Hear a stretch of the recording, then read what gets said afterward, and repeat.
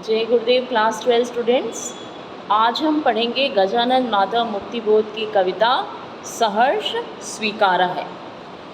कविता सहर्ष स्वीकारा है में कवि कहते हैं कि मेरे जीवन में जो कुछ भी है, जैसा भी है, उसे मैं खुशी से स्वीकार करता हूँ।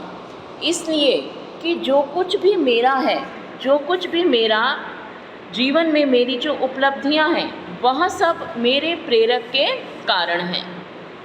मेरी स्वाभिमान युक्त गरीबी, जीवन के गंभीर अनुभव, विचारों का वैभव, व्यक्तित्व की दृढ़ता, मन में बहती हुई भावनाओं की नदी, यह सभी कुछ मौलिक हैं। और इनकी मौलिकता का कारण यह है कि मेरे जीवन में हर क्षण जो कुछ भी घटता है, जो कुछ भी जागृत है, वह सब मेरे प्रेरक की प्रेरणा से ही हुआ है।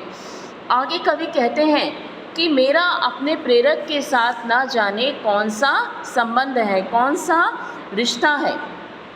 मैं जितना ही उसके प्रति अपने स्नेह को प्रकट करता हूँ, वह सिमट कर फिर से मेरे हृदय में समा जाता है। ऐसा लगता है कि मेरे हृदय में कोई प्रेम का झरना सा बह रहा है, और यह स्नेह जो है वो मीठे पानी के स्रोते के समान, झरने के समान है, जो मेरे मन को तृप्त करता रहता है। इधर मन में प्रेम है और उधर तुम्हारा प्रेरक का मुस्कुराता हुआ चांद जैसा चेहरा है। कवि अपने आंतरिक और बाह्य जगत दोनों को अपने प्रेरक के द्वारा संचालित बतलाते हैं।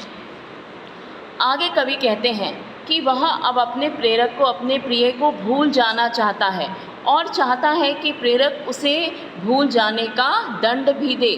वह इस दंड को सहर्ष स्वीकार करने के लिए तैयार है।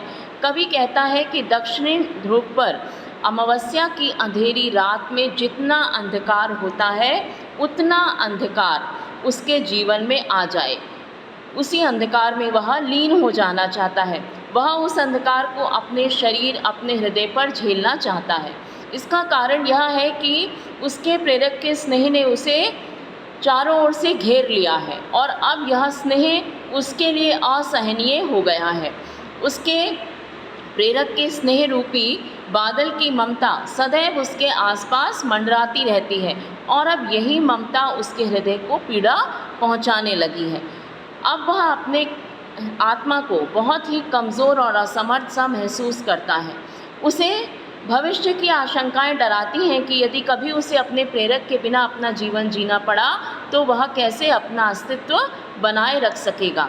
अब वह अपने प्रेरक के बहलाने, सहलाने और अपनापन जतलाने को सहन नहीं कर पाता। अब कवि आत्मनिर्भर बनना चाहता है। आगे कवि कहते हैं कि मैं अपने प्रिय के स्नेह से दूर होना चाहता हूँ और दंड की याचना करता हूँ। वह ऐसा दंड चाहता है कि पाताल की अंधेरी गुफाओं में जो दीवारों में छिद्र हैं, उन छिद्रों के धुएं के बादलों में कवि बिल्कुल विलीन हो जाना चाहता है।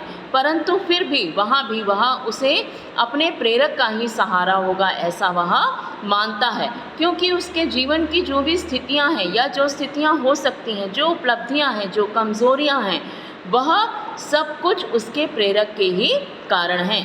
अतः कवि हर सुख दुख, सफलता असफलता को प्रसन्नतापूर्वक इसीलिए स्वीकार करता है कि वह सब उसके प्रेरक की देन है। यह है कविता सहर्ष स्वीकारा है। जय गुरुदेव।